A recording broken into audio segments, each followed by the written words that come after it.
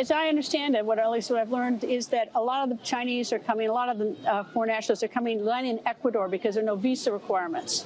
And so they can easily, they can't get into Mexico, they can't get into the United States, so you fly into Ecuador, no visa, and then you come up this way. Why isn't Ecuador involved in this sort of discussion about how to handle this?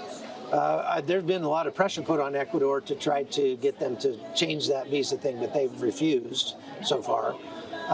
And that is a huge problem because, you know, what's crazy is many of these people that came, that had to fly to get here, they flew through Panama, connected in Panama, but weren't able to leave the airport, and then had to fly to Colombia, and now they will walk 6 days through the jungle to get back into Panama. That's kind of, you see them in the airport in Panama with all their luggage and everything hiking through the airport, but they're not allowed to leave. How close to the Darién Gap have you gotten? Have you gotten into it? I've been through the Darién Gap from both ends, but not. You've gone through. Well, okay, so you've gone deep into it. Yeah. How bad is it? Well, it's the most extreme topography on Earth, really. It's more than just I mean, there's a swamp the size of Delaware in there. It's more than just the jungle, the bugs, and that sort of thing. It's really the extreme topography that will get most of the people who get killed here. At one point, about a year and a half ago, about 10% of those who went in were dying on the way, from what we were able to glean, the people coming out. And most of that was because of the incredible mountain ranges and that sort of thing that they have to climb over. If you see, some of these people are kind of overweight. They literally cannot make it over those mountains. And when they can't, they're already 4 days in. There's nowhere for them to go. They just stay there until they expire. They called it the Mountain of Death. Alejandro Mayorkas came to Panama a year ago, and his stated goal in his speeches that he gave there was to make it easier and safer for the migrants to come through the Darién Gap. And that's one of the reasons why you've seen the incredible jump in the numbers. So instead of a 6-day hike through the jungle, it's now a 3.5-day hike through the jungle, and part of that, they get to ride in a boat. And so what they've done is created a new route that goes around some of that extreme topography and allows them to get easier to the United States. But what we see here is that anything you do to make it easier, cheaper, or even safer to come through the Darién Gap means there will be more people. And on average, the currency that they have to pay to get through the gap is paid in misery. I read so often about sexual assaults in there. I mean, are there people living in there in the Darién Gap that are committing the sexual assaults, or is it part of the migrants? Because the horror stories, I find women trying to make themselves look very unattractive so that they aren't targets. There are rape gangs in the Darién Gap, and many of them belong to the Indian tribes that inhabit that area. There's actually people all throughout the Darién Gap. There's people that live in there.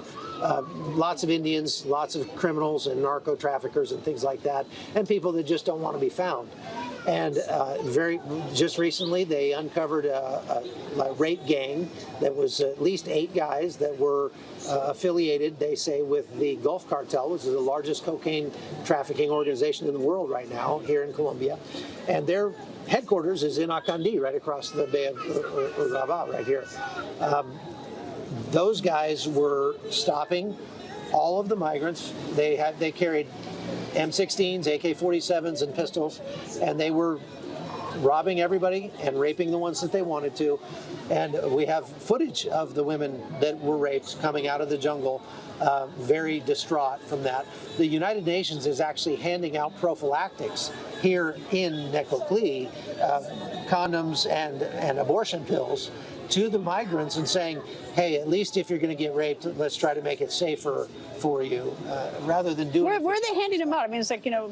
They come about 8 o'clock every morning, I'm told, and they give out the little packages. You'll see people walking around with these little butt packs with feminine products and birth control stuff that they get from, and it says OIM, IOM, you know, the International Organization for Migration, on the pack. And what they do is they'll either keep them, they'll go pick them up when they hand them out, and then they'll either keep them or they sell them. So I've seen guys walking around with them that say, oh yeah, I bought it from somebody, and they use the money then to help raise money for the passage. I've been walking around the day.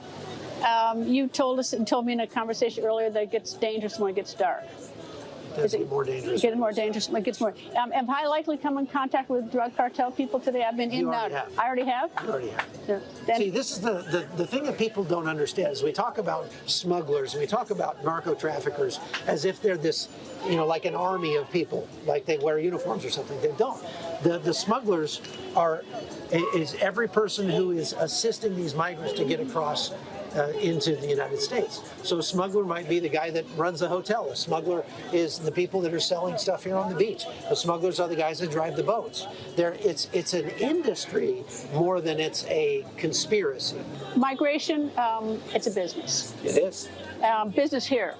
What's the economic impact and how? It's big business. It is big business. Not only are you look at all of the growth in just the number of hotels and rooms for rent here, the infusion of cash into this local economy here in Necoclí, but you extrapolate that through the entire pipeline all the way from Ecuador to the United States border. And everybody along the way is taking their piece. And these migrants, when they get to the U.S., they'll tell you, we had to pay people off all the way up. There are literally people, because you have to cross through their land, the trail crosses through their land, they will put up a gate like a toll booth, and you just have to pay your couple dollars to get through the toll booth on the way through. So everybody is making money off of this, and not the least of which are the drug cartels, who not only are making money from the flow of the migrants themselves, because they're charging them for the passage, but they're salting in the drugs, making it easier for them to get fentanyl and cocaine and heroin into the United States of America. Well, one thing I think that's hard for Americans to understand is that, like, you get an organization like Samaritan's Purse that's here. Their mission in life is to help people. They're people who are in the most destitute. They've got hospitals in Iraq. They have them in Ukraine. They put themselves in the most dangerous places. They've had hospitals in Central Park in New York during COVID, Milan during COVID. They're helping in Mississippi right now with tornado. They're still in Kentucky. They're helping at the flooding in Florida. They help people who are absolutely destitute, and I think people don't understand. Like, they think that they're, quote, helping people migrate. They're doing their job. It really is, in my view, it's our governments, the governments, who are not doing their jobs. I mean, these are two completely separate missions, in life. Not helping these people is not going to reduce the flow at all. What I mean is, these people here, they have medical needs. They're hungry. Feeding them is not going to make it worse. It's not going to make it better necessarily, because there's still going to be people coming.